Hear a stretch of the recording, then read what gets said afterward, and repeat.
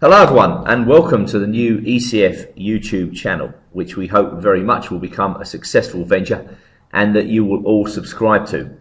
This is Andrew Martin reporting live from Aberystwyth University on the west coast of Wales, where we are currently engaged in the 2014 British Chess Championships.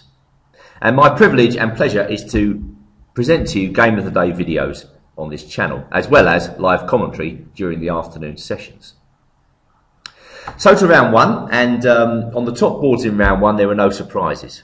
Basically the higher ranked opponents all beat their lower rated adversaries fairly easily.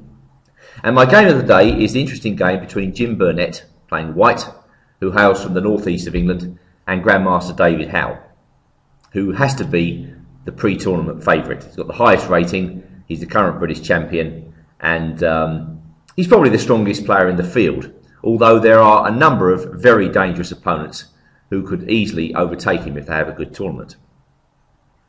In the first round, when you're black against a lower ranked opponent, you really want a nice easy ride. And Howell obviously determined that the best way to get this easy ride was to create a complicated, fluid position where his opponent had to do a lot of thinking. And so he moves away from the Grunfeld defence to the more elastic King's Indian. And nothing is clear in the King's Indian until black reacts against white's centre. Whereas in the Grunfeld, the action can take place very early in the game. Howell would have supposed that Burnett might have prepared for the Grunfeld, so he plays the King's Indian, and here's a clear sign that Burnett still wants a Grunfeld defence. He rejects e4, he plays knight f3, inviting black to play d5, and again Howell does not bite. He castles on the king's side. And white plays g3.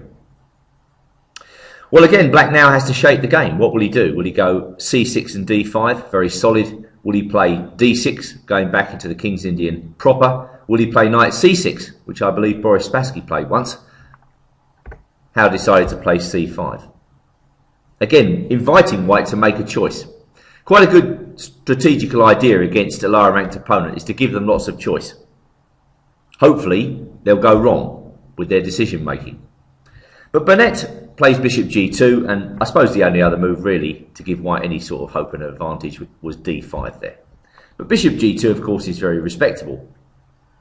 Takes on d4, knight takes d4, and I've no doubt at all that white was expecting black just to go back into the King's Indian with knight c6, which is a very respectable approach, but Howell perhaps sprung a surprise here by playing the unusual, well, relatively unusual, queen to c7, immediately opening fire against the pawn at c4. Now, I must admit, I was fairly unfamiliar with this move, but referring to the databases, it has been played quite a lot recently in high-level chess. And it's a challenging move, it's very specific. It's a very good idea to play such a move against somebody like Burnett, who probably hasn't had a great deal of experience facing this move and now has to make a difficult decision. How is he going to protect this pawn on c4? Does it even need protection? Well, Burnett plays, I think, the move which you could classify as obvious here, b3. But is that move best? Of course, if you've been surprised and you have to fall back on your own resources, then you'll probably play b3. But looking through the alternatives, I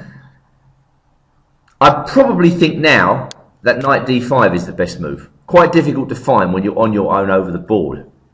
And I think this is probably white's best try to go for an advantage against queen c7. Now, white knows that he allows black to take on c4, but then he's going with knight takes c7 check. Basically, this is a very straightforward approach by white. Come in and take the bishop off. Rook takes c8, castles, and now just play this position. Two bishops, better pawn structure, but of course, white's got to combat black activity. And so something like knight c6, knight b3, rook e8, and now bishop f3 will be a logical continuation, with perhaps a slight edge to white. I mean, I think Burnett would probably have taken this in preference to the game because he doesn't have to deal with too many awkward complications. Going back to knight d5, there is another way for black. Clearly black can take this knight off, but then after c takes d5, white hasn't got to worry about that pawn anymore. And however black plays this, I think white can settle down on the position and maybe hope for an edge. For instance, if black goes queen a5 check here, we can play bishop d2 and then just put the bishop on c3. This is nice and solid. Black's got to think a little bit about how he's going to get those queenside pieces out. It's going to take a bit of time. And going back to knight d5, let's run this one more time. Black takes the knight, we recapture. If black plays queen b6 straight away, then of course white can play e3. But bishop e3 is also interesting, as suggested by the analysis engines. Letting black take on b2, and then we just castle with compensation, as black's development is incomplete. Possibly, just running back here, black can get the queens off here with queen b4 check. But then after queen d2, the queens come off, king takes. I think white's got a nice edge here, as the pawn on d5 is cramping black. And white is first to the c file. Rook c1 is an easy move. So that might be the best way to meet this move queen c7. Although hard to find if you have no experience with the variation. And the point now is that after b3, black can play the splendid move d5. And I guess you could say that is the point of the whole variation. Obviously white can now take on d5 with the bishop that has been played, but again it's an awkward decision to make. Certainly not knight takes d5 here, knight takes d5, bishop takes d5, because then black goes e6. And when the bishop moves back, we go rook d8, which I think wins immediately.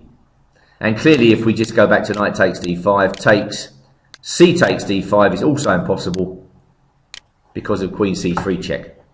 And white has got too many pieces under attack. So Burnett, he came into the commentary room very kindly after the game and he said he was familiar with this variation, but perhaps not as familiar as he would have liked to have been. He continues with a move that has been played by grandmasters, knight db5. Black went queen a5, and now bishop d2. Black took on c4.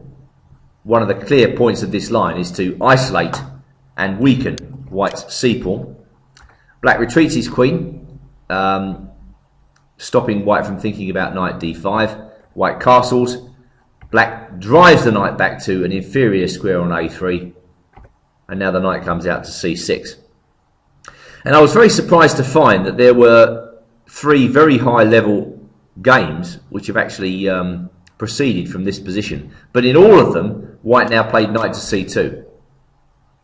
The key idea to hold the white position seems to be to reroute this knight as early as possible to e3, which not only holds the c4 pawn, it perhaps thinks about knight d5. So for instance, in the game Nakamura versus Caruana, Vikings A 2014, excuse me, black played bishop e6, white went rook b1, black played rook c8, and now white put his knight on e3. That seems to be the key square. Black played knight a5, which looks tempting, but now Nakamura moved in with the bold bishop takes b7, a move very much in his style.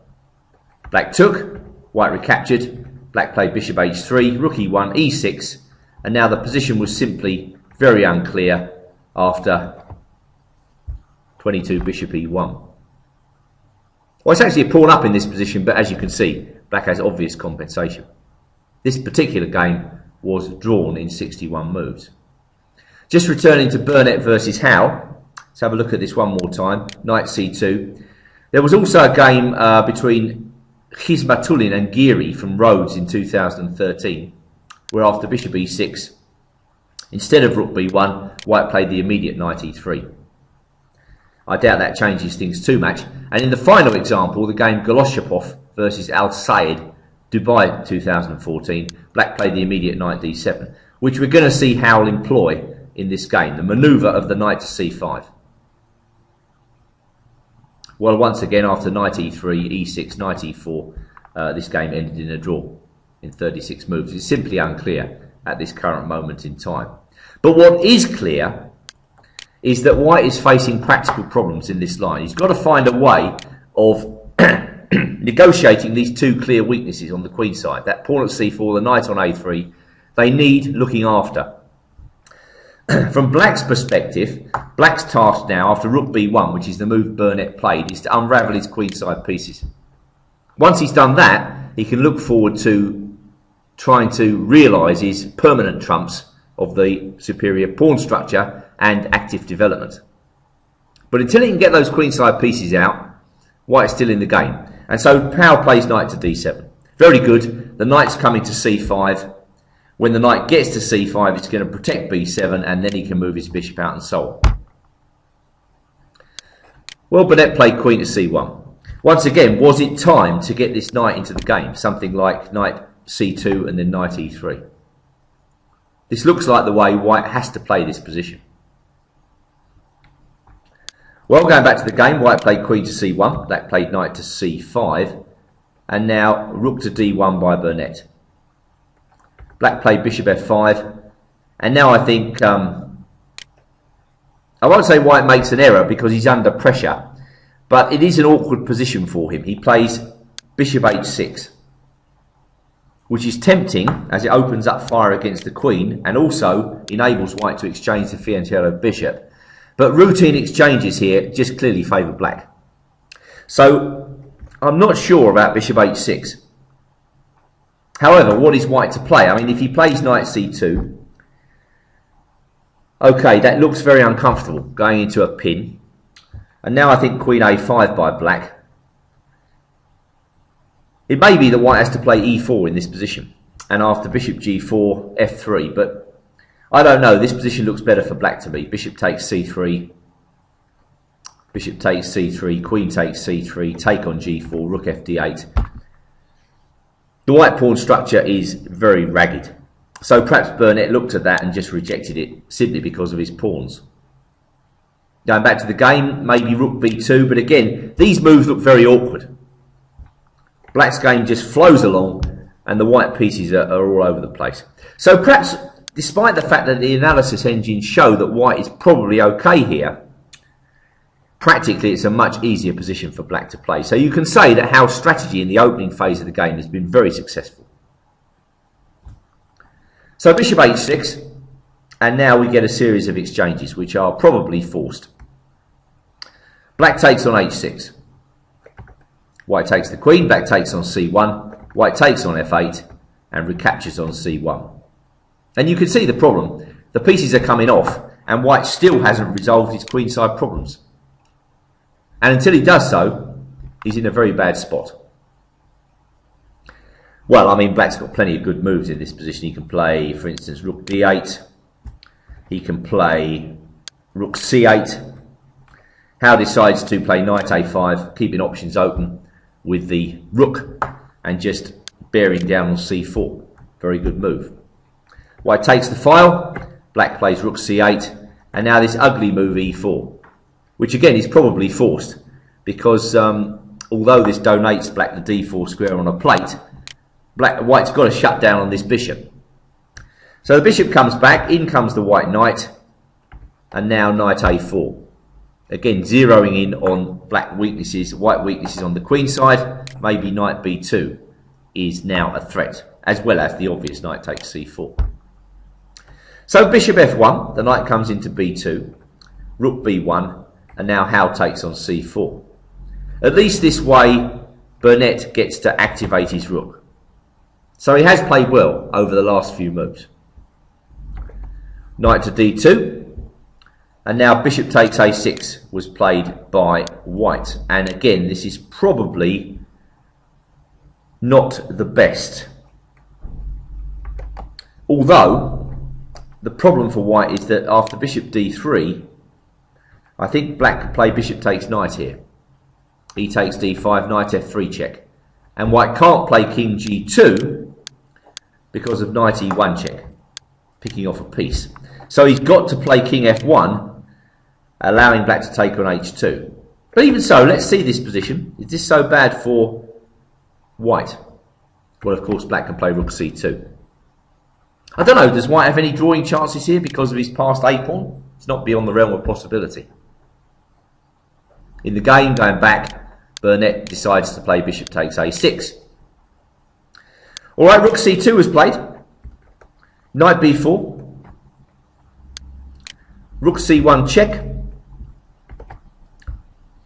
White put his king on g2, and now bishop g4. And with white running very short of time, Burnett makes a fatal mistake. In fact, he's got two ways to defend this position, surprising as it may seem, and they might not be too bad for him. The first way is to play f4, allowing black to take on e4 and then to go with bishop b7. Rerouting this bishop to the long diagonal seems to be the way to defend this. Or he can play check first. Let's have a look at this, and then go bishop f3. This might be a defensible position. Instead, he plays bishop d3, and this allows Howell to put together a very nice finish. He plays his knight to f3, threatening the immediate checkmate on g1. White's got to block. Now comes a check on e1. King g1 is forced. A repetition by Howell. And now the winning move, knight g5. h4 was played with no time, bishop f3 check, and Burnett resigned. As you can see, he's losing. If he goes king h2, we can just take on f1, and if he goes king g1, knight h3 check, king h2, rook takes f1, and white can't take on h3 because of rook h1 mate. So what I liked about that particular performance by Howell, it was very efficient. He didn't really allow his opponent into the game and won in the comfortable manner which I think he would have liked to have done in the first round. So we move on to round two today. I hope you're enjoying the coverage. Thank you for viewing.